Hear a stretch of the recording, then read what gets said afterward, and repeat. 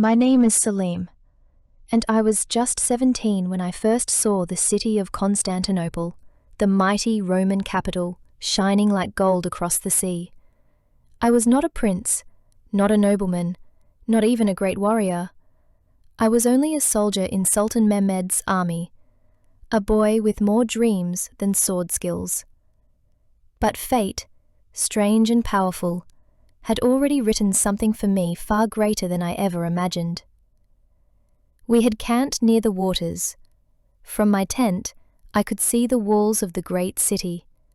I remember standing by the shore, gazing at the towers that touched the sky.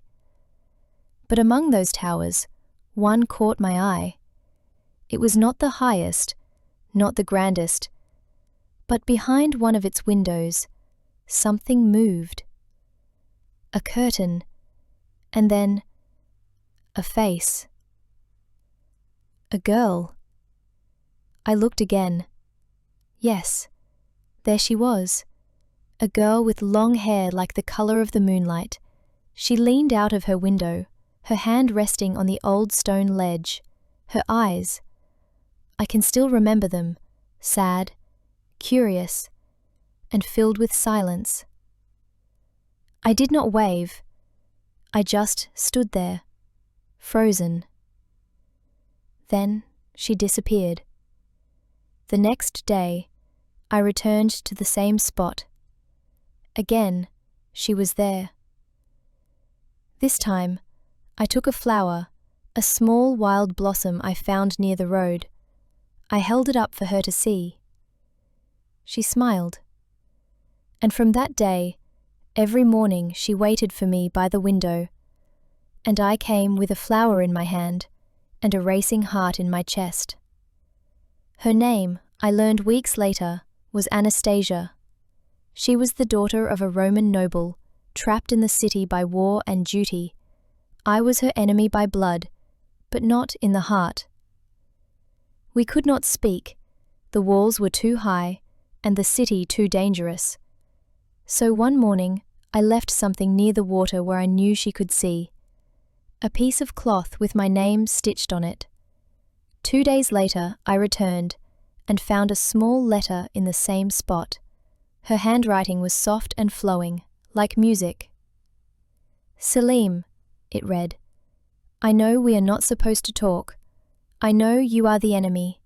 But why does my heart feel peace when I see you? Anastasia.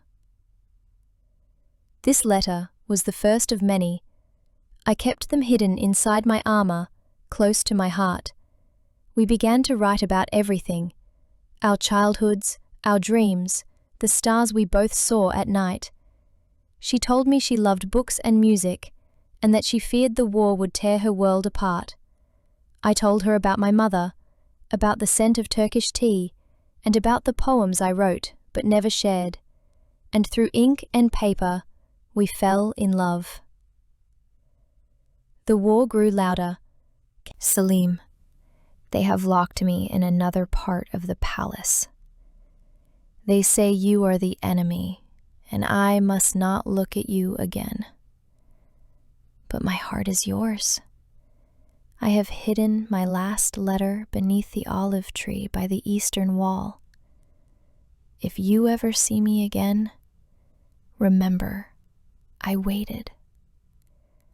I ran that night like a man on fire.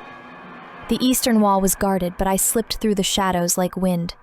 I found the olive tree, bent with age, its roots thick in the dirt. And there, under the rock, wrapped in a cloth, her last letter.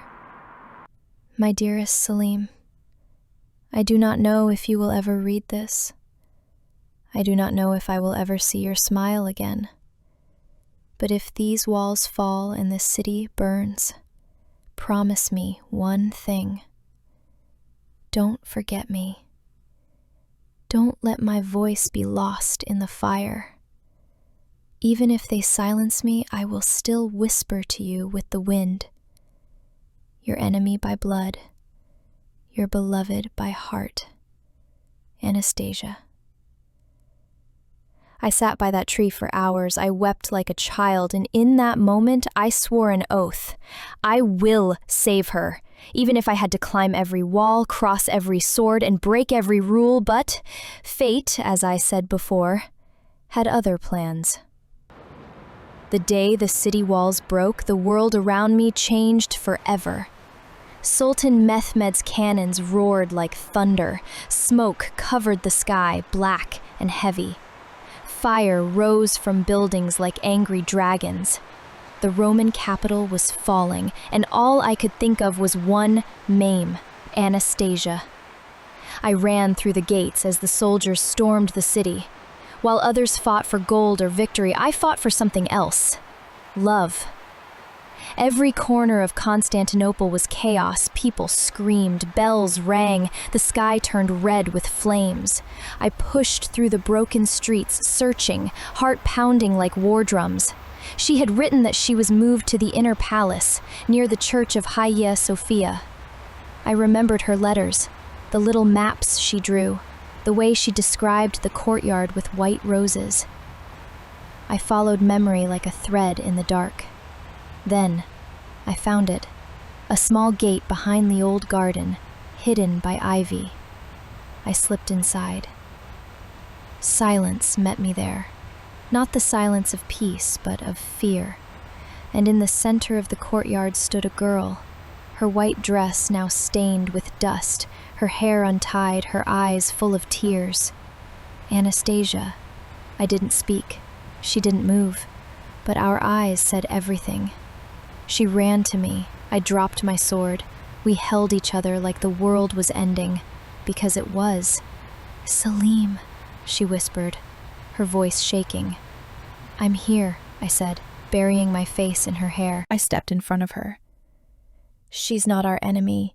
She's mine." He narrowed his eyes. "The Sultan has ordered that all Roman nobles be kept. Some will be taken as prisoners. Some executed." My blood went cold. I stood firm. "She's coming with me. You'll have to fight me if you want her." But then Anastasia stepped forward. "Please, kind sir," she said bravely, "take me instead. Let him go." "No!" I shouted, grabbing her hand. "If you die," she whispered to me, "who will carry my letters into the world?" But something in the officer's face changed. He studied us. Then slowly he nodded. "You have one night. If the Sultan finds out, I will deny ever seeing you." We ran. That night, with the burning city behind us, we escaped through a small boat on the harbor. The sea was black, the stars silent. She sat beside me, head resting on my shoulder. "Where will we go?" she asked. "Anywhere the world is quiet," I replied. "Anywhere your name is safe." We found a small village days later, far from empires, far from war. For the first time, Anastasia was free. She wore simple clothes. She learned Turkish. She smiled again. And I, a poor soldier, became her world. But happiness is borrowed in times of war. One evening, she found me writing. "Is that another poem?" She smiled, peeking. "No," I said, hiding it. "Just thoughts. Let me read it." I shook my head. "One day, maybe." Then came the letter from the capital, a message from the Sultan. I was ordered to return to Constantinople. I was now a messenger and scribe, thanks to my letters they had found in my old camp. "Just a few weeks," I promised Anastasia. "I'll come back, and then we'll go even farther, maybe to Egypt or Morocco, somewhere safe." She gave me a necklace before I left, a tiny locket with a drawing she had made of us. Inside it, folded small, was one final note. "No matter where you go, I am with you.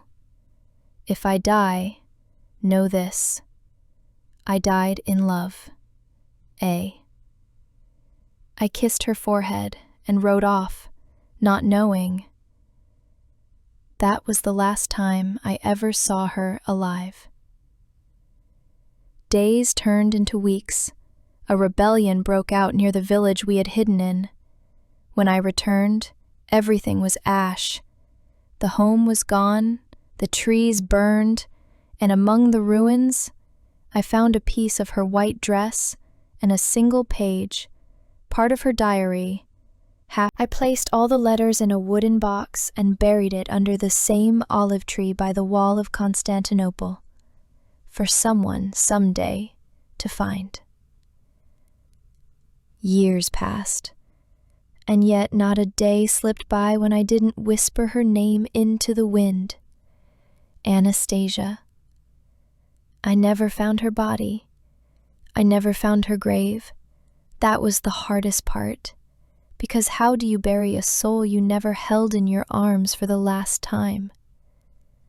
I became many things in the years after, soldier, poet, wanderer, but in truth I was always one thing, a man in love with a ghost. I visited cities and deserts, villages and palaces.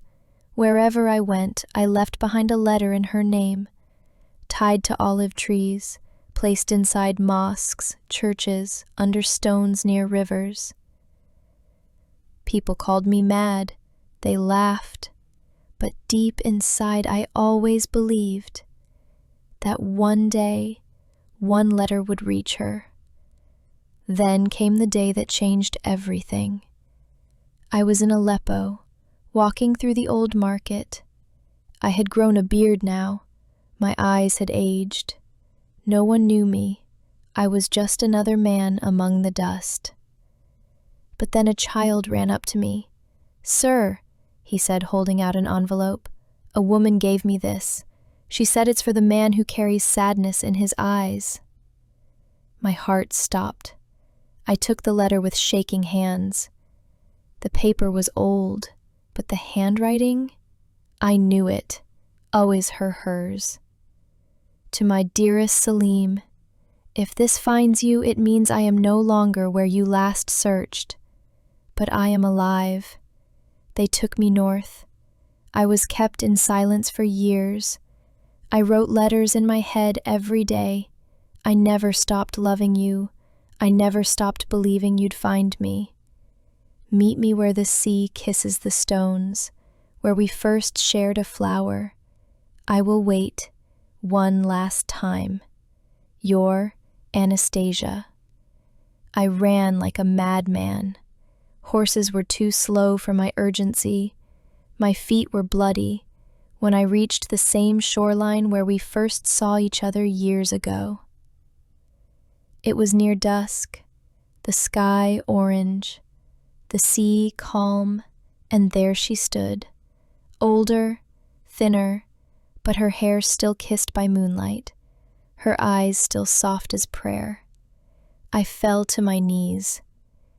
"Is it really you?" I whispered. She smiled gently.